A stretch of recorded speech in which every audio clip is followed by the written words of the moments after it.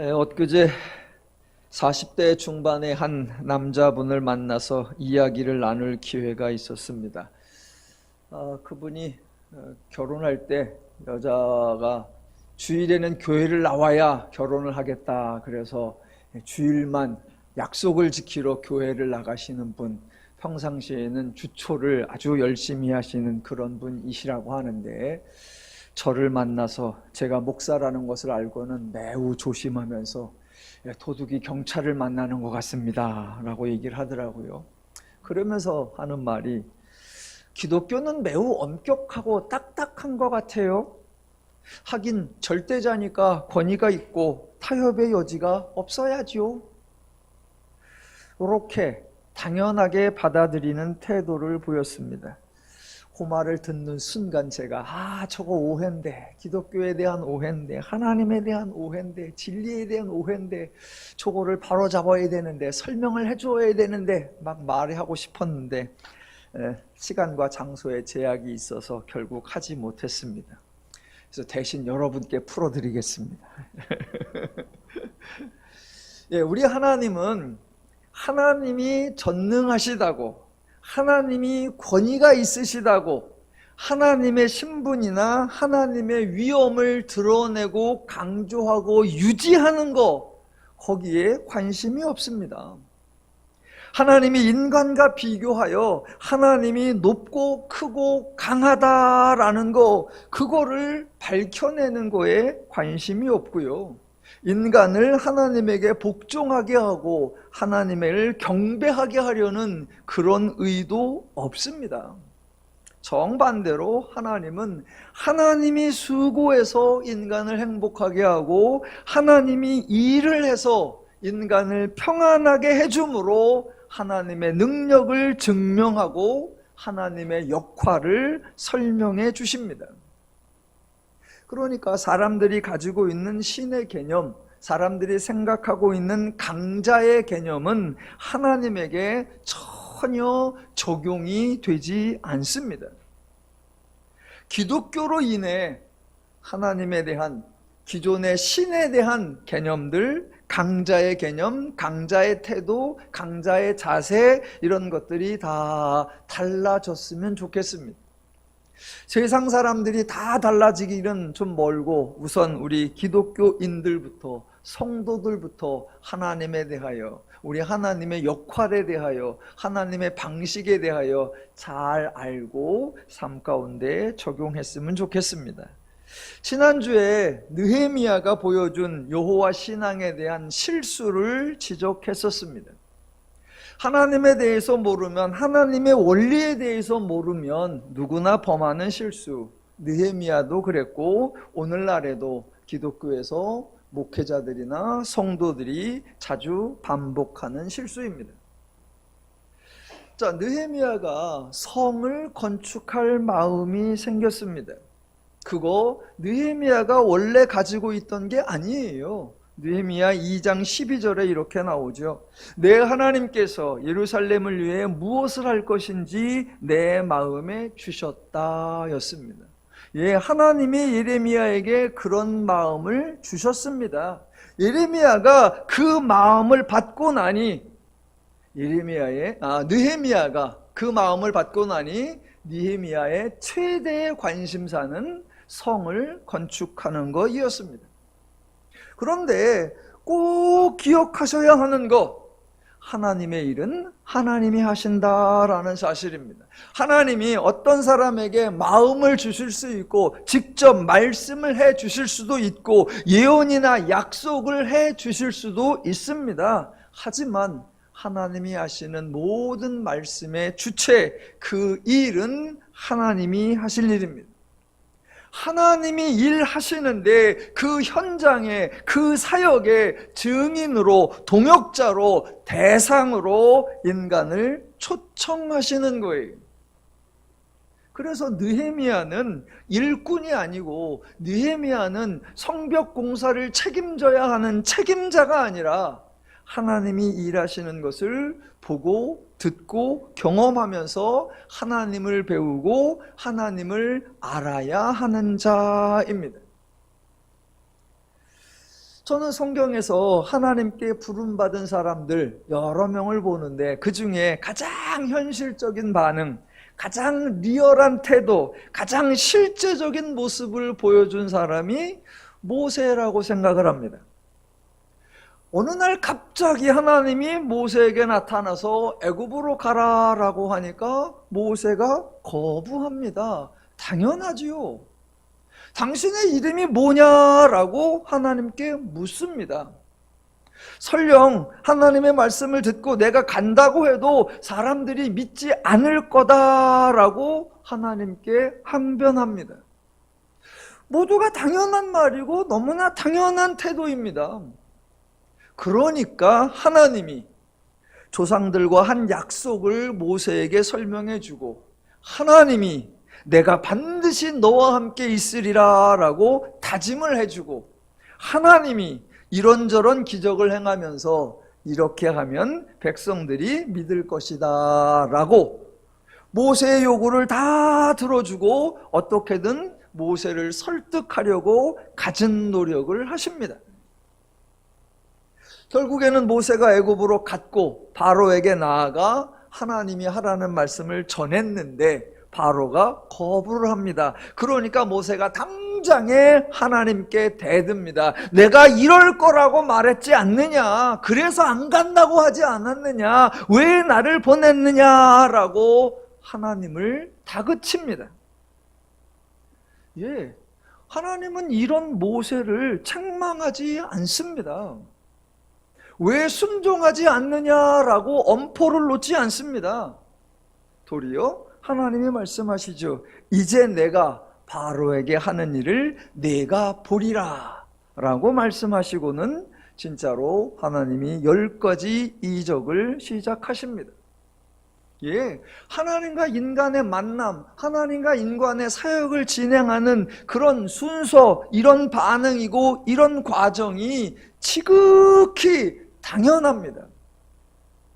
제발 부탁드리기는 하나님의 말씀이라고 무조건 순종하려고 하지 마시고요. 하나님의 말씀을 들었다고 일단 시작부터 하려고 하지 마십시오. 저 목회자들 이렇게 모여있는 단톡방이 있습니다. 거기에 어느 목사님이 어떤 성도님이 하는 간증이라고 짧은 동영상을 하나 올렸어요. 어느 여자분이 간증을 하시는데 내용이 이거예요. 저는 하나님께서 하라고 하면 무조건 해요. 하나님께서 하라고 하면 당장 해요. 지난번에 하나님께서 저에게 10시간 기도하라 그래서 그 말씀 듣는 순간부터 10시간 했어요. 7시간 하라면 7시간 하고 산에서 하라면 산에서 하고 무릎 꿇고 하라면 무릎 꿇고 하고 저도 따뜻한 봄날에 할게요. 핑계 안 대고요. 하라면 그냥 해요. 그 간증을 듣는데 이걸 아름답다고 해야 되나? 제가 그렇게 안 하니까 그러는 게 아니에요. 하나님이 이걸 원하실까? 예, 기독교에서 언제나 기억하셔야 할 거, 기독교에서 일하시는 분은 하나님이지 절대로 인간에게 일을 하라고 강요하지 않으십니다. 그러니까 모세가 그런 거부하고 불평하고 하나님 앞에 저항하는 그런 반응, 그런 모습, 그런 태도 하나님이 책망하거나 꾸짖지 않습니다. 모세의 경우와는 달리 느헤미야는 일이 순적하게 진행되었던 것 같습니다. 술관원 주제에 왕에게 무리한 요구를 했는데 왕이 다 들어주었습니다. 평상시에 전혀 예상하지 못했고 기대하지 못했던 일들이 느헤미야에게 일어나니까 느헤미야가 조금 흥분했던 것 같습니다. 자기가 하나님에게 사명을 받은 것이 놀랍고 자기가 왕의 조서를 받고 왕의 군대와 군대 장관과 마병을 동원하여 예루살렘에 오는 것이 신기하고 자기가 예루살렘 성을 재건하는 중요한 일을 한다는 것이 너무나 감격스러웠나 봅니다. 그래서 느헤미야는 성을 건축하는 것을 최우선 과제로 삼았습니다.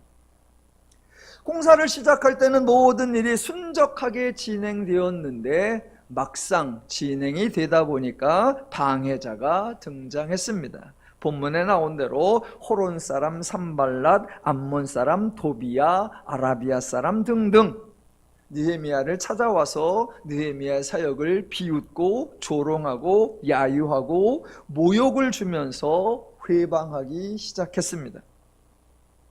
이때 느헤미야가 범한 중요한 실수가 느헤미야 4장과 5절에 나오는 4장 4절과 5절에 나오는 기도였습니다. 이렇게 기도했지요.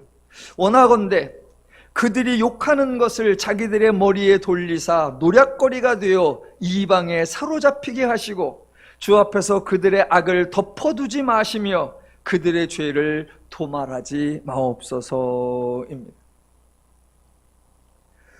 모세는 애초에 하나님이 말씀하신 출애굽이 가능성이 없다고 보았기에 바로가 반대하자 하나님에게 바로를 혼내달라, 바로를 징벌해달라 기도한 것이 아니라 도리어 하나님께 대들었습니다. 그런데 아마도 느헤미야는 지금까지 일이 잘 진행이 되니까 계속해서 잘 될 줄로 예상했나 본데 갑자기 반대자들이 등장하니까 하나님께 기도하면서 저들을 심판해달라고, 저들의 죄를 갚아주고 저들의 악에 대해 형벌을 내려달라라고 간곡하게 호소하고 있는 겁니다. 그러니까 지금 느헤미야의 모든 관심은 성을 건축하는 것에 모아져 있는 겁니다. 그게 실수입니다. 하나님이 행하시는 일은 그 일 자체가 목적이 아닙니다. 그 일, 그 사역은 하나님에게 하나도 중요하지 않습니다. 아브라함이 아들을 낳는 거, 그거 하나님에게 중요하지 않고요. 요셉이 총리가 되는 거 하나님에게 별 의미가 없고요. 이스라엘이 가나안 지역에서 사는 거 하나님의 관심거리가 아니고요. 다윗이 왕이 되는 거 하나님의 핵심 사안이 아닙니다. 마찬가지로 유다의 포로들이 돌아온다고, 성전이 다시 세워진다고, 예루살렘 성과 성벽이 중수된다고 하나님에게 무슨 유익이 있고 하나님에게 무슨 보탬이 있습니까?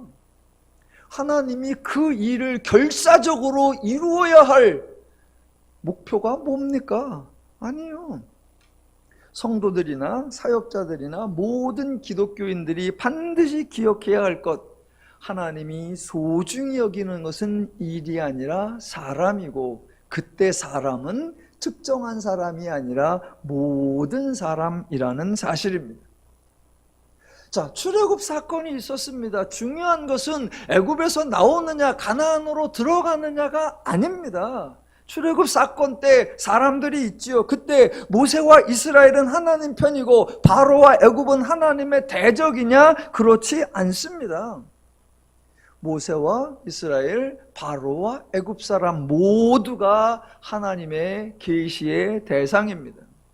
하나님이 어떤 사람을 불렀고 어떤 민족을 선택했고 어떤 일을 진행한다고 해서 그 사람, 그 민족, 그 일을 맡은 쪽은 하나님 편이고 다른 모두는 하나님의 대적이라고 편가르기를 하면 절대로 안 됩니다.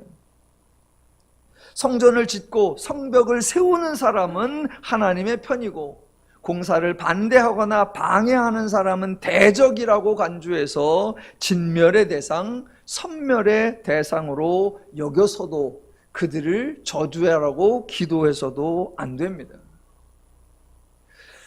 여러분, 이스라엘이 출애굽한 후에 광야에서 성막을 지었지요. 그 성막을 만들 때 그 재료가 어디서 나왔습니까? 출애굽할 때 이스라엘 백성들이 애굽 백성들에게 요구해서 애굽 사람들에게 받아서 나온 거예요. 그걸로 성막을 지었어요. 다윗이 성전 지을 때 재료가 어디서 나왔고 누가 지었습니까? 모두 이방 나라들이 조공으로 바친 것이었고 이방 사람들이 성전 공사에 참여했습니다. 제2 성전을 지을 때 누가 가장 큰 공헌을 했습니까? 바사왕 고레스가 가장 큰 공헌을 했고요. 예루살렘 성벽을 세울 때 누가 가장 수고를 했습니까? 바사왕 아닥사스다가 가장 큰 수고를 했습니다.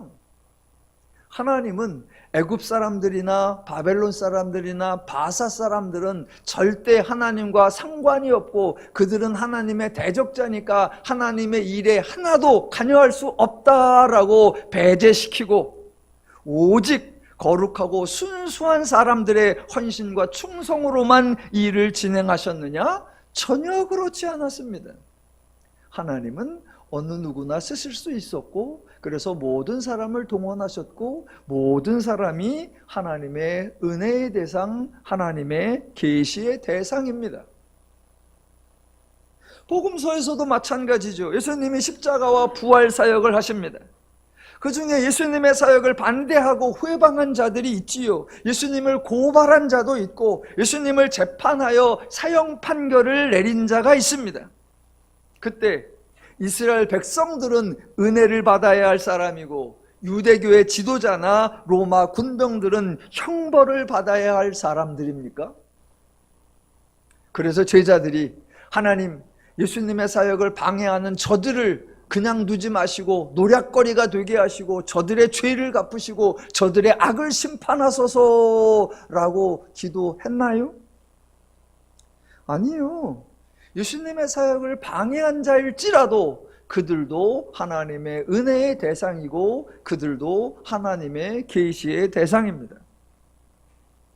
사도행전에서 사도들이 복음을 전할 때 사람들이 사도들을 가로막고 사도들을 잡아들이고 옥에 가두고 때리고 예수 믿는 사람을 잡으러 다닌 자들도 있었습니다. 그래서요, 사도들이 그 사람들을 대적으로 여겼습니까? 그래서 감옥에 있을 때 자기들을 잡은 자들, 반대하는 자들 하나님 진멸하시고 우리를 빨리 해방시켜 주시옵소서라고 했나요? 아니요, 전혀 그렇게 않았습니다. 도리어 그들에게도 복음을 전했습니다. 왜요? 모든 사람이 계시의 대상이요, 모든 사람이 은혜의 대상이요, 모든 사람이 복음을 알아야 할 대상이었기 때문입니다. 그러니까 기독교는 절대로 인간을 적으로 생각하면 안 됩니다. 경쟁 상대로, 제거 대상으로 여겨서는 안 됩니다. 기독교의 적, 인간의 행복을 방해하는 세력, 인간의 자유와 평안을 회방하는 상대는 오직 하나, 딱 하나, 죄뿐입니다. 그러니까 하나님을 영광스럽게 한다는 명분으로 하나님을 믿지 않는 사람들의 저주를 퍼부으면 안 되고, 하나님의 뜻을 이루어 드린다는 미명하에 하나님의 사역에 반대하는 사람들에게 형벌을 내려달라고 간구하면 안 되고, 하나님의 나라를 확장한다는 거룩한 사명의식으로 불신자들이나 불교 신자들이나 이슬람 신자들을 절대 적대적으로 대하면 안 됩니다. 근데 우리는 하나님을 사랑한다고, 하나님의 나라가 빨리 커졌으면 좋겠다고, 그래서 그 일에 방해가 되는 자들은 빨리 없어졌으면 좋겠다, 이런 생각을 해요. 느헤미야 같은 실수를. 저도 학생 때 못된 짓을 많이 했어요. 저희 아버님이 저 고등학교 1학년 때 개척을 하셨는데, 저희 집은 경기도 수원시 장안구 영화동에 있고 아버님 교회는 경기도 수원시 팔달구 팔달동에 있었어요. 그래서 집에서 교회까지 한 5km 정도 돼요. 거기를 걸어 다녔어요, 그 땅에. 그래서 주일날 오전 예배 드리러 걸어갔다 걸어오고, 저녁 예배 드리러 걸어갔다 걸어오고, 수요 예배 드리러 걸어갔다 걸어오고, 토요일날 학생부 예배 드리러 걸어갔다 걸어오고, 거기를 일주일에 8번을 이렇게 왕복을 하는데, 집에서 교회를 가는 그 중간쯤에 수원의 종로라고 하는 지역이 있어요. 서울 말고 수원의 종로라고 하는 지역이, 거기를 거쳐야 교회를 가요. 그런데 그 종로에 아주 넓은 대지에 예쁘게 지어놓은 2단 교회 예배당이 하나 있었어요. 제가 거기를 일주일에 8번 지나갈 때마다 뭐 했겠어요? 간절히 기도했죠. 하나님, 요 건물 폭망하게 해달라고. 수년에 걸쳐서 이 건물 폭망하게 해달라고, 싹 흔적도 없게 해달라고. 실제로 그러고 다녔어요, 거기를. 그리고 목회자 아들로서 아버지 교회, 하나님의 교회가 성장되기를 원하면서 저 대적자들의 교회, 이단 교회들 빨리 망하게 해달라고. 그러다 이제 커서 제가 이제 대전으로 왔고, 이제 한참 세월이 지나서 명절 때 이제 고향에 가면 아버님, 어머님 모시고 이제 드라이브를 가끔 할 때가 있습니다. 그러면 거기를 지나가요. 엊그제 봤더니 아직도 있어. 우리 아버지 교회는 사라진 지 15년도 넘었는데 그 교회는 아직도 있어. 예. 제가 그런 못된 짓을 했었어요. 하나님의 심정도 모르고 하나님의 원리도 모르고, 그죠? 나는 하나님을 사랑하고 하나님의 교회를 반대하는 저 이단 교회들 빨리 망하고 저기 있는 사람들 다 잘못되기를 바라고 그랬었어요. 그래서 저는 지금 느헤미야를 책망하는 심정이 아니라 회개하는 심정으로 오늘 설교를 합니다. 성경을 읽을 때 사실은 공감하기보다는 속상해해야 할 본문, 읽으면서 그래 내 심정도 이래 라고 동질의식을 느끼기보다는 너무나 안타까워해야 하는 본문이 있는데, 그 본문들 중에 하나가 바로 시편입니다. 자, 시편에 보면 다윗이 여러 가지 일들로 인해서 고통스러워하며 탄식하는 내용들이 많습니다. 예, 힘든 일, 어려운 일이 있으니까 아파할 수 있고 괴로워할 수 있고, 그래서 하나님에게 호소할 수 있고 하나님에게 도와달라고 간구할 수 있지요. 하지만 그 호소와 간구와 그 기도의 내용이 다른 사람을 저주하는 것이면 안 됩니다. 그런데 다윗은 종종 대놓고 이런 기도를 하죠. 다른 사람의 집안을 몰락하게 해달라고, 그 집의 부모와 자녀들이 대대로 병들게 해달라고, 그들이 하는 일마다 모두 망하게 해달라고, 그거를 계속 기도합니다. 하나님의 입장에서 보면 어이가 없지요. 작은 아들이 아버지에게 큰아들 망하게 해주세요, 큰아버지 내 집 모두 쫄딱 망하게 해주세요. 그러니까 다윗의 탄식시, 그 탄식시를 읽으면서 그래 내 심정도 이렇다, 나도 이런 생각이 들어 라고 할 것이 아니라, 탄식시를 읽으면서 우리는 탄식해야죠. 그래 이렇게 하면 안 됐었는데. 단순하게 다른 사람의 인격도 존중하고 상대방의 인권도 보장해 주어야 한다, 그런 인도주의적 사고에 근거한 것이 아닙니다. 기독교에서는 인간의 문제를 죄라고 보는 겁니다. 죄의 마음, 죄의 기준, 죄의 가치, 죄의 원리, 죄의 방식, 죄의 개념으로 생각하고 판단하고 행동하면 죄의 결과를 임하고 죄의 결과를 당하니까 그것이 불행한 거다라고 말합니다. 그래서 기독교는 언제나 죄를 이겨야 인간이 행복하다라고 하는 거예요. 그래서 기독교가 다른 사람을 이겨야 행복하다라고 단 한 번도, 단 한 차례도, 단 한 사건도 강조하지 않습니다. 그러니까 성경에 다른 사람을 이긴 것을 행복의 사례로 소개하는 적 없습니다. 아브라함이 성공을 했다고요? 성공해봤자 바로 왕 제국에 비하면 너무나 조족지혈이고요. 요셉이나 다니엘이 총리가 되었다고요? 총리가 되어봤자 애굽이나 바벨론 왕의 신하에 불과하고요. 다윗의 왕권이 강력했다고요? 강력해봤자 골목 대장일 뿐이었고요.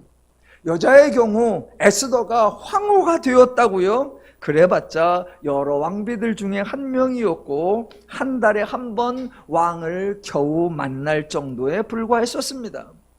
성경은 세상의 기준에 의하여 성공한 사람을 모범적 사례로 제시하지 않습니다. 왜요? 인간의 행복은 누군가보다 나아지고 누군가를 물리쳐서 되는 게 아니기 때문이에요. 대신 성경은 죄를 이김으로 행복한 사람, 죄를 이김으로 평안을 누린 사람, 죄를 이김으로 어느 것도 두려워하지 않는 사람을 하나님을 아는 사람, 하나님의 은혜를 누리는 사람으로 제시하는 겁니다. 저와 여러분이 일상에서 방해하는 사람들을 종종 만나죠. 또 교회에서 사역을 행할 때 복음을 반대하고 기독교 사역을 악의적으로 회방하는 사람 만나기도 하지요. 그렇다고 그들이 적이 아니고 그들만 제거되면 교회가 부흥되고 기독교가 확장되는 거 전혀 아닙니다. 여러분은 기독교 사역의 전방에 서서 막 앞장서서 무엇을 추진하는 경우는 거의 없으시겠죠. 대신 교회 단체들이나 목사들이 그런 일을 많이 할 텐데 저도 늘 조심스러운 거예요. 하나님의 복음을 강조하다가 하나님의 사역을 추진하다가 행여라도 사람들을 적으로 만들고 하나님 사역에 회방하는 자들을 저주하거나 그들을 멸해달라고 간구하지는 않을까 조심스러운 겁니다. 곧 부활절이 다가오는데 기독교에서 한 2, 3년 전부터 원래 없던 것을 해요. 올해도 한다 그래요. 기독교가 부활절날 행진을 한다 그래요. 행진을 한다고. 우리나라에서는 그런 게 없었어요. 제가 예전에 그리스를 가보니까 그리스 정교회에서는 부활절에 교회의 사람들이 모였다가 예수님의 십자가와 이런 걸 형상화해가지고 그것을 가마의 형태로 해가지고 그 종교 제사장들과 이런 사람들이 그걸 메고 저 지역까지 순례하면 사람들이 뒤에 다 따라가고 그런 모습을 하더라고요. 그래서 이쪽 교회에서 이렇게 가고 저쪽 교회에서 저렇게 오고 그래서 지정된 어느 장소에서 모여서 약간의 그들의 의식을 행하더니 각자 해산하는. 그래서 이제 가이드에게 저게 뭐 하는 거냐 그랬더니 여기는 부활절날 저런 행진을 합니다 라고 해요. 그래서 그리스 정교회가 그렇게 하는 걸 보았었는데 우리나라에서도 이제 그걸 한다고 해요. 또 한쪽에서는 반대하기도 하고 타종교에서는 왜 우리를 흉내내기도 하냐라고 하면서 약간의 논란이 생기기도 한다고 합니다. 여러분, 혹시 반대하는 사람이 있을지라도 그 사람들을 미워하시면 안 됩니다. 그래서 3월 마지막 주에는 부활절이 있고 5월 달에는 이제 부처님 오신 날이 있는데 그날에 되면 또 연등 행사를 하겠죠. 제발 그날에 비 오게 해달라 그런 기도하시면 안 됩니다. 그런 기도하시면 안 돼요. 혹시 그런 마음이 우리가 하는 걸 반대해 그날에는 비가 폭우가 쏟아져라 가끔가다 번개도 쳐라 아니요. 그런 고약한 마음이 들면 하나님에게 하나님 제 속에 이 고약한 마음, 이 못된 마음, 이 죄된 마음을 멸하여 주옵소서라고 기도하는 거지. 절대로 어떤 사람을 경쟁의 대상으로 어떤 사람을 이겨야 하는 대상으로 삼으면 안 됩니다. 느헤미야가 하나님의 성벽을 예루살렘 성벽을 쌓으라라고 하는 그 마음을 받고 그 일에 집중하다 보니 그 일에 방해하는 자들 미웠겠죠. 싫었겠죠. 그래서 하는 거 하나님에게 그들을 노약거리가 되게 하시고 이방 나라에 끌려가게 하시고 악을 갚으시고 죄를 징계하시고 아니요. 제가 느헤미야를 비난하자는 것이 아니라 저와 여러분 모두가 그런 실수를 반복하지 말자라는 겁니다.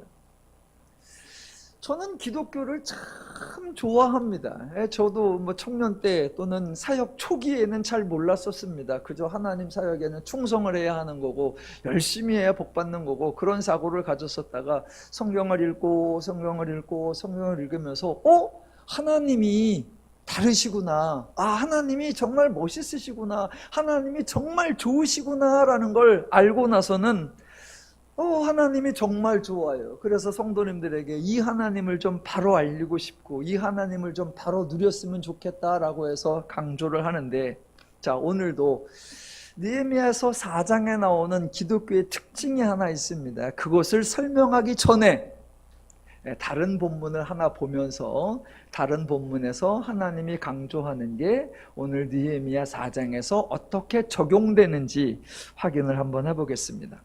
자, 구약에서 아주 유명한 대화 장면 하나 살펴보겠습니다. 학개서로 가시죠. 학개. 구약의 거의 마지막 편에 있습니다. 학개, 스가랴, 말라기로 끝나니까 구약의 끝부분에 있습니다. 1310쪽.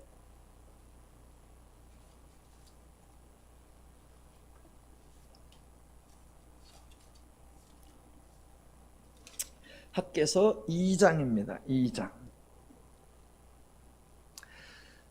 고레스를 통하여 이스라엘 포로들이 바벨론에서 돌아왔지요. 그래서 성전을 재건하려고 공사를 시작했는데 사람들이 반대를 해서 한 16년간 중단이 됩니다. 그때 하나님께서 다시 학개 선지자와 스가랴 선지자를 보내서 백성들로 하여금 성전을 다시 지을 수 있게 하나님이 감동시키는 그런 장면이 이제 학개서인데, 그 중에 하나 본문과는 조금 다른 것 같은 흐름이 하나 나옵니다. 2장 10절부터 보시죠. 학개서 2장 10절. 다리오 왕 제2년, 볼펜을 드시고 다리오 자 옆에 바사의 왕이니까 피자, 페르시아의 피, 그리고 세 번째 왕이니까 P-3이라고 쓰시면 됩니다. 이 다리오 왕 제2년 9째 달 24일에 여호와의 말씀이 선지자 학개에게 임하니라. 이르시되 만군의 여호와가 말하노니 너는 제사장에게 율법에 대하여 물어 이르시기를. 이러면서 이제 두 번의 대화가 나옵니다. 질문과 대답. 첫 번째 12절.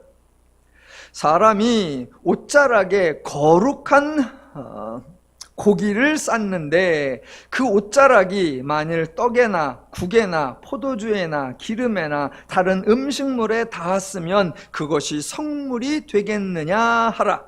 학개가 물음에 제사장들이 대답하여 이르되 아니니라 하는지라입니다. 예, 나온 그대로 거룩한 고기, 거룩한 성물, 거룩한 존재가 있습니다. 그 거룩한 것이 다른 것에 닿으면 그 닿은 것들도 정결해지느냐, 거룩해지느냐라는 질문. 그러니까 제사장들이 아닙니다 라고 대답을 했어요. 자, 두 번째 13절. 학개가 이르되 시체를 만져서 부정하여진 자가 만일 그것들 가운데 하나를 만지면 그것이 부정하겠느냐 하니 제사장들이 대답하여 이르되 부정하리라 하더라입니다. 예, 요거는 이제 첫 번째하고는 반대죠. 부정한 것이 있는데 부정한 것이 다른 것에 닿으면 그것들이 부정해지겠느냐? 그렇다. 거룩한 것이 닿으면 거룩해지지 않는데 부정한 것이 닿으면 부정해진다라는 겁니다. 여러분, 이게 아주 심각한 문제를 발생하죠. 자, 거룩한 존재가 있는데 이것이 어느 곳에 닿아도 아무런 효과, 아무런 영향이 없다는 겁니다. 거룩한 것 또는 거룩한 존재는 그냥 자기만 거룩한 거예요. 더 심각한 것은 이 거룩한 것이 다른 것을 거룩하게 할 수 없는데 혹시라도 부정한 것이 닿으면 거룩한 게 부정해버리는 거예요. 거룩한 게 이렇게 존재감이 없어요. 거룩하다고 해봤자 겨우 자기를 유지할 수 있을 뿐이고 혹시 부정한 것이 닿으면 자기의 거룩조차 지켜낼 수 없어요. 반대로 부정한 것 또는 부정한 존재가 있는데 이거는 효과가 너무 좋아, 영향력이 엄청납니다. 자기도 부정한데 이 부정한 것이 다른 어떤 것에 닿으면 그 모든 것들이 다 부정하게 되는 거예요. 심지어는 거룩한 것과 맞부닥쳐도 부정한 것이 이겨버려서 거룩한 것까지도 부정시켜버립니다. 최강 부정이고 울트라 부정이고 부정 어벤져스입니다. 여러분, 이런 상태라면 사람들이 살 수 있을까요? 다시 한번, 어떤 사람이 있습니다. 이 사람이 거룩하다고 합시다. 이 사람이 일상적인 삶을 살 수 있을까요? 주변에 온통 부정한 사람 천지예요. 사람을 만날 수 있고 교제할 수 있고 어울리고 사귀고 방문하고 악수하고 허그하는 등 매우 평범한 삶을 살 수 있냐고요? 없습니다. 왜? 부정하여질 위험성이 너무나 크니까. 거룩한 삶이 다른 사람에게 영향력을 전혀 주지 못하고 동시에 최소한의 자기 보호, 자기 방어도 할 수 없습니다. 그러니까 이 거룩한 사람이 거룩을 유지하려고 하면 거의 고립된 생활을 해야 합니다. 가능한 나가지 않아야 하고 만나지 않아야 합니다. 부정한 세상과 단절해야 하고 부정한 사람과 어울리지도 않아야 합니다. 어디를 가기도 힘들고 무엇을 하기도 힘들고 누구를 만나기도 두렵습니다. 이 삶이 행복할까요? 이 거룩이 얼마 동안 유지가 될까요? 종종 이 본문을 가지고 사람들이 엉뚱한 일을 했어요. 자, 이렇다. 거룩한 존재가 무엇에 닿는다고 그것이 거룩해지는 게 아니고 반대로 부정한 게 거룩한 것에 닿으면 이 거룩한 게 부정해진다. 그래서 거룩한 것은 부정한 것과 함께 할 수 없다. 하물며 하나님이시랴 그러더란 말입니다. 우리 하나님은 너무나 거룩하시고 너무나 정결하신데 사람들이 죄를 지으면 거룩하신 하나님이 저 더러운 죄인들과 함께 할 수가 없어서 하나님은 죄인을 떠나가신다 라고 말해버렸습니다. 우리 하나님이 그런 분이세요? 또 거룩한 사람들도 거룩을 유지해야 된다. 거룩을 유지하는 방법 가능한 한 부정한 사람들과 안 만나야 하고 부정한 사람들, 부정한 세상과 떠나야 한다. 그래서 거룩한 사람들이 거룩한 사람끼리만 모여 살기로 했었어요. 그래서 교회 역사에 보면 언제나 교회 공동체나 기독교 공동체가 고립된 생활을 해요. 단절된 생활을 해요. 다른 말로 공동체 생활을 한다 그래요. 저 어렸을 때 목사님들이 성도님들을 계속 교회로 나오라고 매일매일 나오라고 복화됐어요. 그러면서 하는 말, 아니 왜 그렇게 복화돼요? 그 사람들도 일상을 살아야지. 그랬더니 더러운 세상에 가능하면 적게 나가게 교회가 붙잡아 놔야 된다. 그렇게 해왔었어요. 이 구절에 근거해서. 거룩한 사람도 그 정도인데 부정한 사람, 이 사람 살 방법이 없죠. 부정한데 아무리 다른 것을 만나도 다 부정해. 심지어는 정한 것을 만나도 부정해져. 그러니까 이 사람은 부정한 사람이라면 거룩해질 방법이 없어요. 이 사람이 거룩한 사람들이 받을 수 있는 복, 받을 길이 없어요. 자, 지금 하나님이 선지자들을 통해 제사장에게 이런 대답을 듣게 하셨습니다. 여러분, 하나님이 지금 왜 이 이야기를 하실까요? 그래서 너희들은 대책이 없다 그거예요? 이 본문을 두고 하나님이 해결하신 방법과 죄인들이 해결한 방법이 극명하게 달라졌어요. 자, 오늘 그 얘기를 하려고 하는 거예요. 자, 죄인들이 멍청하지 않죠. 죄의 종교, 우상 종교, 이방 종교인들이 마냥 어리석기만 한 것이 아니죠. 죄인들 나름대로 교활하고 죄인들이 얼마나 지혜롭고 약삽하고 고약한지. 그래서 이 본문을 듣고 나서 유대교가 죄인들이 만들어낸 해답이 유대교이고 하나님이 만들어낸 해답이 복음서예요. 대조를 해드릴게요. 자, 거룩한 사람도 부정해지고 부정한 사람은 거룩해질 방법이 없다라고 합니다. 그러면 종교가 형성이 안 되고 그러면 종교가 유지가 안 됩니다. 끝이야. 부정한 사람, 부정에서 벗어날 길이 없어. 거룩한 사람, 거룩을 지켜낼 방법도 별로 없어. 가능성이 없다. 그러면 종교가 만들어지지도 않고 유지가 되지도 않죠. 그래서 모든 종교가 만들어내죠. 뭐를? 수단과 방법을.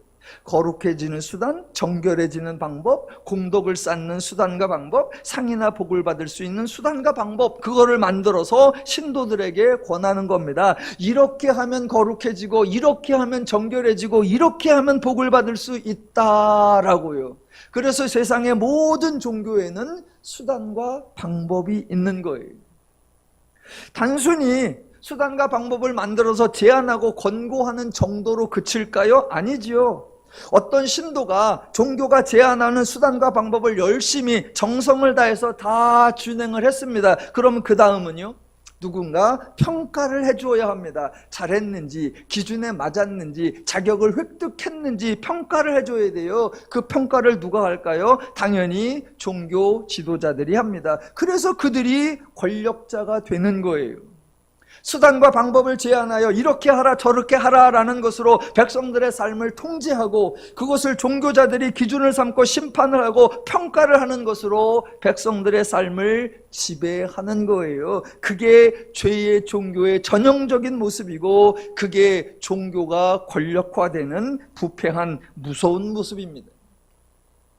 모든 종교는 그런 수단과 방법과 모든 종교는 그런 평가와 제도 시스템을 가지고 있어요. 그게 아주 웃기는 겁니다. 제가 자주 말씀드리는 대로 정작 자신들이 해주는 거 아무것도 없습니다. 거룩을 주지도 않고 복을 주지도 않고 은혜를 주지도 않습니다. 아무것도 주지는 않으면서 종교 제도를 통해 인간을 장악하고 그 인간 위에 군림하는 거, 그게 죄의 종교의 전형적 패턴입니다. 물론 수단과 방법이 정해졌으면 따라야죠. 다른 종교에서. 그러면 모든 사람이 똑같이 그 수단과 방법을 일관되게 할까요? 아니요. 죄인들은 늘 꼼수를 만들어냅니다. 그래서 비선이 만들어지고 야매가 생기죠. 그래서 돈을 내면 수단과 방법 중에 몇 가지는 생략해도 된다라고 하고요. 기부를 하면 또 몇 가지는 면제가 된다라고 하고요. 건물을 짓는데 땅을 희사하거나 재료를 상납하면 아주 어려운 몇 가지 항목은 무사 통과할 수 있다라고 하죠. 중세에서는 그것을 면죄부 또는 면벌부, 벌을 면할 수 있는 길이라고 했었습니다. 예, 이것이 대부분의 종교에서 자행되었고, 대표적인 게 기독교 중세의 그거였고, 심지어는 오늘날 기독교에서도 마치 진리처럼 강조되고 있는 만행들입니다. 혹시 나는 거룩해지기는 틀린 것 같고 이미 부정하니까 그런 종교적 수단과 방법에 전혀 신경 쓰지 않고 그냥 나는 막 살아야 되겠다라고 마음 먹을 수 있겠죠. 그러면 종교가 그냥 둘까요? 아니요. 종교 권력이 인간을 지배하고 통제하려면 제외되는 예외 대상이 없어야 합니다. 그래서 한편으로는 이렇게 하면 거룩해지고 이렇게 하면 복을 받는다라고 해서 선동하고 동기부여를 하기도 하지만, 반대로는 이렇게 하지 않으면 막 살면 지옥 간다라고 하는 형벌 조항을 또 만들어서 어떻게든 몸부림치며 어떻게든 두려워하며 살 수 있도록 자기의 관리와 자기의 통제 아래 두려고 하는 거, 그게 세상 종교들의 만행입니다. 그래서 학개서 2장에 그 질문과 대답을 듣고 기독교 모든 종교가, 우리 기독교에서는 이제 대표적으로 유대교를 말하죠. 유대교가 만들어낸 게 율법을 지키면 거룩해지고 의로워진다라고 하는 수단과 방법이에요. 하나님도 그런 방법이냐? 아니요. 하나님은 이렇게 하시려고 질문을 하셨던 거예요. 그게 2장 19절에 나옵니다. 학개서 2장. 자, 10절부터 13절까지 질문과 대답이 나오고, 이제 14절부터 19절까지의 너희들의 상황, 너희들의 형태, 이런 얘기가 나오고, 그 다음에 맨 마지막에 하나님의 강조, 하나님의 선언, 하나님의 조치, 하나님의 대안, 하나님의 일하심, 하나님의 사랑, 하나님의 해결, 그게 19절 끝에 그러나 오늘부터는 내가 너희에게 복을 주리라. 예, 이게 세상의 모든 존재와 하나님의 다른 점, 즉 하나님의 거룩이고, 이것이 기독교가 세상의 모든 종교와 본질적으로 차이가 나는 겁니다. 기독교에는 인간이 거룩해질 수 있는 수단과 방법 제한하지 않습니다. 하나님은 인간에게 어떤 수고를 행하라, 어떤 노력을 행하라, 어떤 자격을 획득하라, 그런 제한, 그런 방법, 그런 수단 제한도 하지 않고 강요하지도 않습니다. 그래서 인간이 가진 수고와 노력할 필요가 없습니다. 제가 좀 전에 그냥 두면 수단과 방법이 없으면 종교가 형성이 되지 않는다 그랬습니다. 여러분, 그래서 기독교는 사실 종교화 될 수가 없고, 그래서 기독교에는 사실 종교가 권력화 될 수가 없습니다. 될 수가 없어요. 인간에게 뭘 했냐 안 했냐 따질 게 없어요. 왜? 하나님이 그런 수단과 방법 제시한 적이 없고 하나님이 그것을 평가한 적이 없습니다. 여기 부정한 사람이 있어요. 여기 우리 불의한 사람이 있어요. 여기 죄인이 있어요. 하나님이 보시고 뭐라고 하십니까? 오늘부터는 내가 복을 주리라. 너 하는 거 봐서 복을 주겠다. 너 하는 거 봐서 내가 평가하고 분석하고 해서 진단 내리겠다. 아니요. 아니요. 아니요. 기독교는 언제나 이거예요. 하나님이 직접 내가 복을 주리라. 오늘부터는 내가 너를 복을 주리라. 너무 감동돼서 아멘을 할 타이밍을 놓쳤죠? 우리는 모두 하나님이 지금 단도직입적으로 내가 복을 주리라 라고 하는 이 말씀에 어색해하는 거예요. 그 말씀을 듣는 순간 그러면 나는 뭘 해요? 그러면 나는 어떻게 해요? 그러면 나는 무엇을 해요? 그러면 나는 얼마나 해요? 그래야 복을 받아요? 라고 질문하는 거예요. 언제나. 아니요. 아니요. 기독교는 내가 너희를 안다. 내가 너희의 부족함을 알고 내가 너희의 연약함을 알고 내가 너희의 필요를 안다. 그래서 내가 너희를 복주어 내가 너희를 새롭게 하고 내가 너희를 변화시켜 주리라. 나는 너희를 사랑하는 여호와요. 나는 너를 거룩하게 하는 여호와요. 나는 너희를 위해 일하는 여호와요. 나는 너희의 하나님이니라.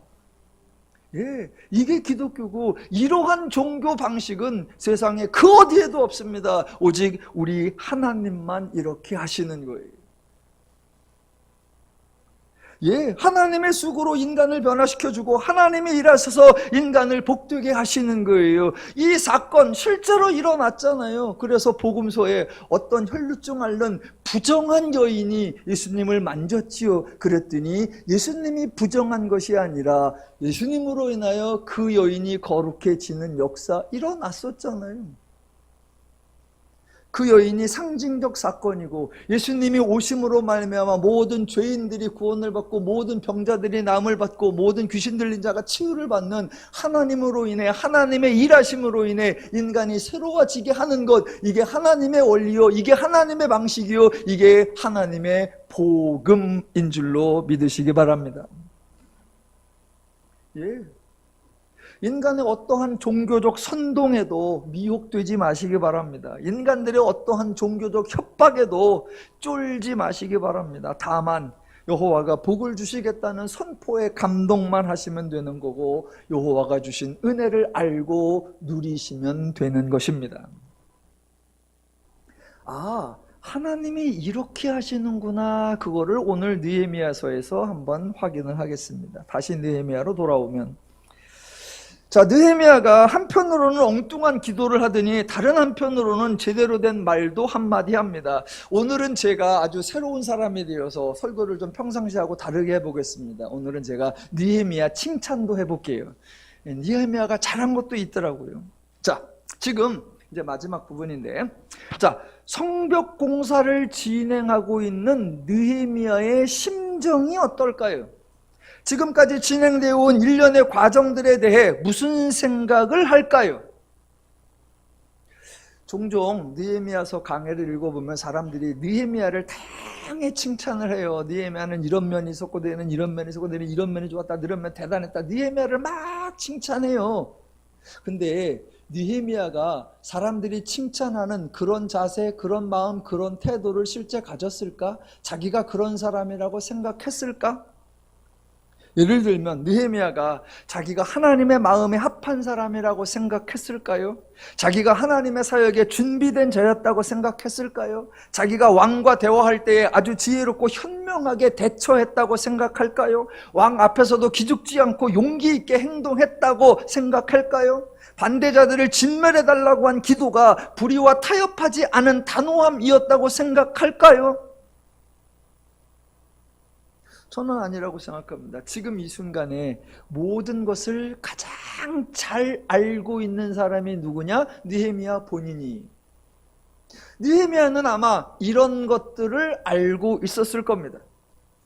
바사에서 태어나고 성장하여 예루살렘에는 가본 적도 없고 예루살렘은 본 적도 없고 예루살렘에 대한 기억도 없기 때문에 자기가 평상시에 예루살렘에 대해 거의 신경 쓰지 않았었다는 사실을 느헤미야는 또 알았을 겁니다. 술관원에 불과한 자기에게 왕이 이렇게 자상하게 대해줄 리가 없다는 것을, 자기가 감히 왕에게 두 가지에 대해서 조서를 내려고 달라고 요청할 만큼 간이 큰 사람이 아니었다는 것을, 설령 자기가 부탁을 한다고 해도 왕이 그렇게 간단하게 조서를 내려주고 심지어 군대 장관과 마병까지 내어줄 것 상상도 못했었다는 거 느헤미야가 잘 알고 있었을 겁니다. 그래서 느헤미야는 단 한 가지도 자랑을 할 수가 없고 교만을 할 수가 없습니다.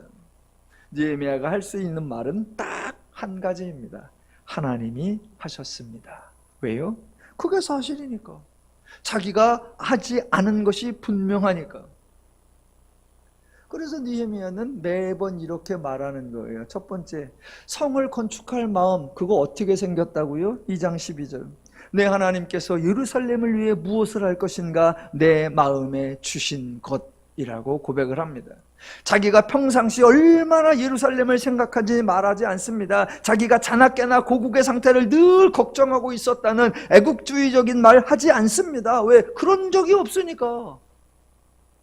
예루살렘 성에 대한 생각은 전적으로 하나님이 주신 마음이다 라고 고백하는 겁니다. 두 번째, 왕과 대화를 하고 왕에게 조서를 구하고 조서를 받아냈습니다. 그 일에 대하여 느헤미야가 2장 8절 끝에 이렇게 말하죠.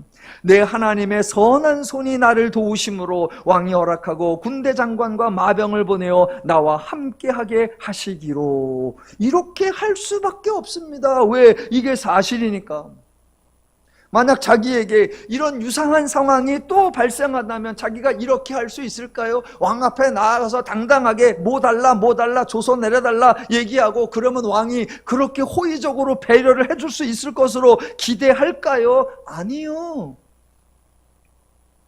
그러니까 지금 느헤미야는 어머, 내가 어떻게 왕에게 이런 말을 할 수 있었지? 기적 같아.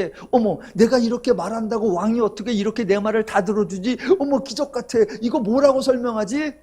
왕의 선한 손이 나를 도우심으로. 예, 그렇게 말하는 거예요. 그래서 예루살렘의 제사장들이나 귀족들이나 방백들에게 이 내용을 설명해야 합니다. 뭐라고 설명합니까? 2장 18절. 또 그들에게 하나님의 선한 손이 나를 도우신 일과 왕이 내게 이른 말씀을 전하였더니. 예, 느헤미야가 백성들을 설득할 방법이 없지요. 귀족들이나 방백들 그들 앞에 바사에서 왔다라고 하는 술관원 따위가 뭐라고 어떻게 하겠습니까? 그러니까 느헤미야로서는 맞아요. 여러분이 걱정하는 거, 여러분이 의심하는 거 다 맞아요. 저는 술관원 따위에 불과합니다. 내가 왕 앞에 이런 선처를 받으리라고는 기대도 안 했습니다. 저는 예루살렘 성을 세워야겠다는 생각도 없었습니다. 그런데 하나님이 그 마음을 주셨고 하나님이 바사왕을 감동시키셨고 하나님의 선한 손이 도우셔서 오늘 여러분도 깜짝 놀라고 여러분보다 더 깜짝 놀라는 나 자신도 이 자리에 와 있습니다. 어떻게? 하나님의 선한 손의 도우심으로. 그렇게 말할 수밖에. 또 공사를 방해하는 세력들이 이런저런 공작을 펼쳤죠. 그런데 그것을 잘 극복하며 공사를 진행합니다. 그때 할 수 있는 말 4장 15절. 우리의 대적이 우리가 그들의 의도를 눈치챘다 함을 들으니라. 하나님이 그들의 꾀를 펴하셨으므로 우리가 다 성에 돌아와서 각각 일하는데. 예, 그것뿐이지요. 하나님이 저들의 꾀를 펴하여 주셨다. 그래서 이제 백성들을 독려합니다. 우리가 끝까지 이 성을 잘 마무리 짓자. 뭐라고 해야 할까요? 나만 믿으라, 나를 따르라. 아니요. 20절 맨 끝에 우리 하나님이 우리를 위하여 싸우시리라. 예, 기독교에서 사역자가 할 일, 기독교에서 사역자가 할 말, 기독교에서 사역자의 역할 딱 한 가지입니다. 하나님이 하십니다. 선포하고 먼저 그것을 믿고 그것을 신뢰하는 거예요. 하나님이 나와 함께 하심을 알므로 담대함을 가질 수 있고, 하나님이 나를 위해 일하심을 알므로 평안을 가질 수 있고, 하나님이 나에게 주신 은혜를 알므로 행복을 누릴 수 있는 겁니다. 기독교는 하나님을 위해 인간이 일하는 종교가 아니라 인간이 하나님의 일하심의 덕을 보는 종교입니다. 기독교에서 일꾼은 누구시라고요? 하나님이십니다. 이번 주를 고난주간이라고 합니다. 고난주간. 예, 제가 아주 싫어하는 표현이에요. 고난주간. 싫어하는 표현이고 그 내용에도 동의를 할 수가 없습니다. 예수님이 고난을 받으셨다. 예수님이 예상치 못한 고난을 받으시며 감당하기 어려운 고난을 겪으시는 거 아닙니다.